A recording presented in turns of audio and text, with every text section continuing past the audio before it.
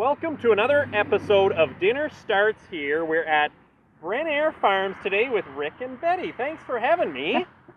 You're welcome. So Bren Farms, tell me first, what do you guys farm?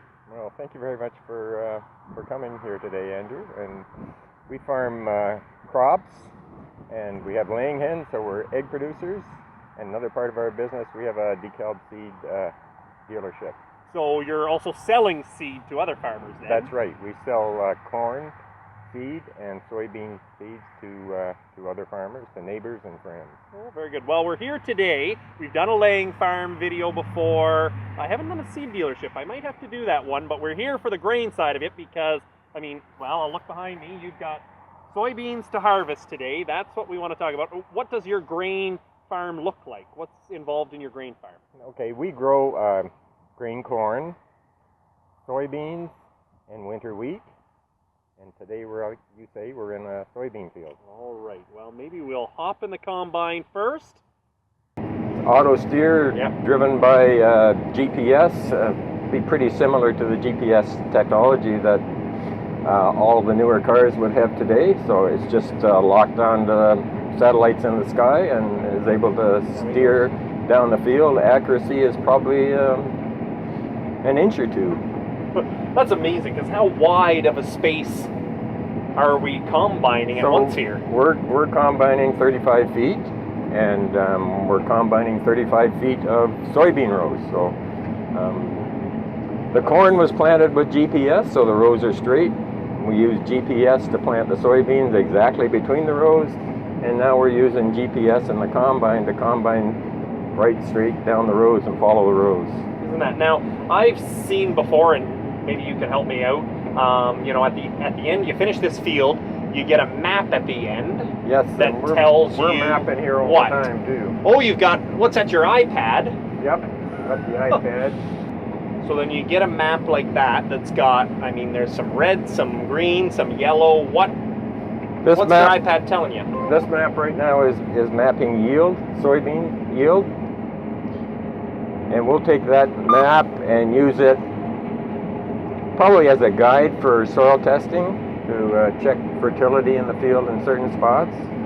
Although this year it might not be helpful because I think a lot of the variation has to do with the fact that we had so little rain in August, so that might throw it off a little might bit. throw off, but years. sometimes you can use the map to guide you as far as taking soil samples is concerned. So, and it'll help you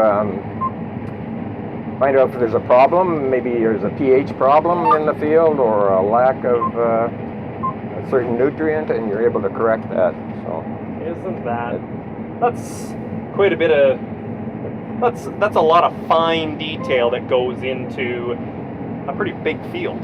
That's right. In fact, some farmers will actually use it to calculate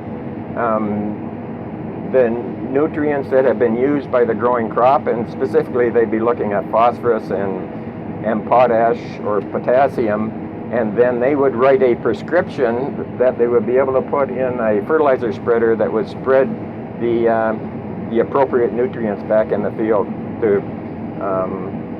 to correct for or supplement the nutrients that a crop has taken away. So really giving it the exact amount, not just an amount that you think it might need. That's right, based on crop removal, because we know a certain yield takes so much phosphorus and so much potash, so you can put it back in with a prescription. Isn't that amazing? So now riding a combine, this is one thing that, you see a lot of them this time of year driving around the countryside, but how does a machine like this, how do we get the plant in this end and the bean in the back end?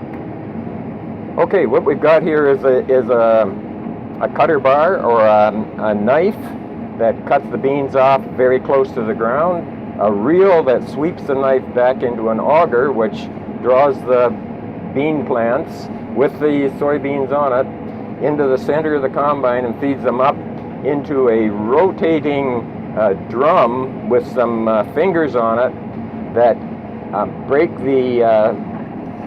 the pods so that the beans are separated from the pods and from the stems, and the beans end up in the bin in the combine, and the pods and the rest of the plant, the stems, go out the back through a chopper and are spread back onto the field.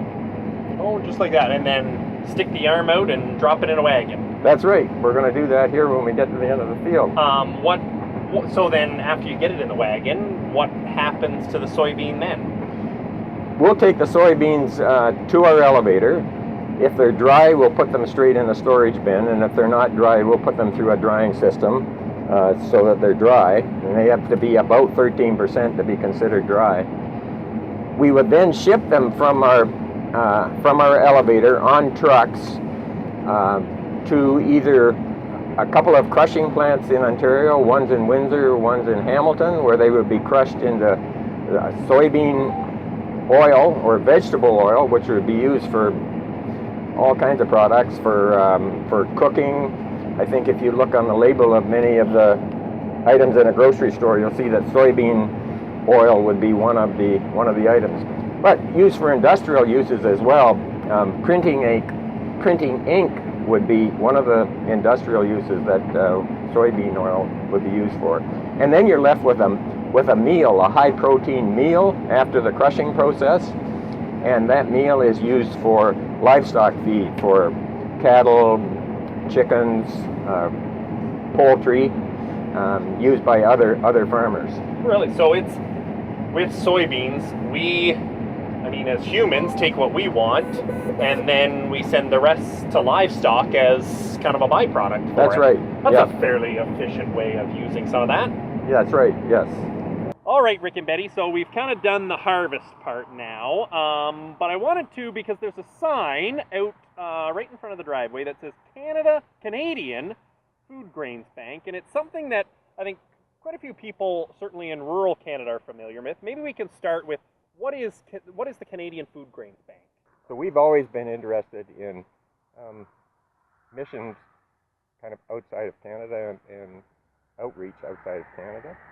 So this is the 8th year that we've had a Canadian Foodgrains project.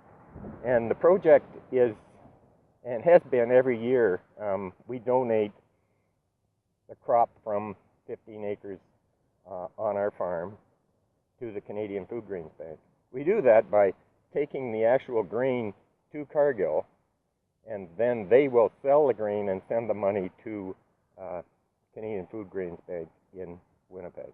Oh, really? So that's a pretty unique way to make a donation, I think, than most people would think. I mean, most people put envelope or cash in an envelope, or coins in that red Salvation jar or something like that. You're basically selling a crop to the Foodgrains Bank. That's exactly right. Yeah, and you say it's a bit unusual, but it's not unusual for farmers. I know lots of friends and neighbors who are involved in Foodgrains projects, much like this. So then, where does that money go when it goes to the Foodgrains Bank? Where does that money go? Well, initially, when the Canadian Foodgrains Bank project started, the actual grain was loaded and shipped to areas where there was a need. Oh, wow. But because of transportation costs, bureaucracy, it has evolved, so now the crop is sold here in Ontario or Quebec or wherever, and then the money goes to the central office, and then it's matched by government funding depending on the project in the world. Sometimes 2-to-1, sometimes 3-to-1. It depends on the project that the government has okayed. So that's how the money eventually gets from here to where it can be useful. Where it needs. So do you know of any projects that have been involved? They're in Central America, they're in Africa, and it's all about sustaining food there. Oh, okay. It's specifically for food-related or projects. Water or whatever, so that they can establish the farmers there. Helping farmers yes. might be setting up an irrigation project, transferring some of the technology that we have in seed and weed control and fertility to help the farmers in Central America, South America, and in Africa to produce more food for themselves.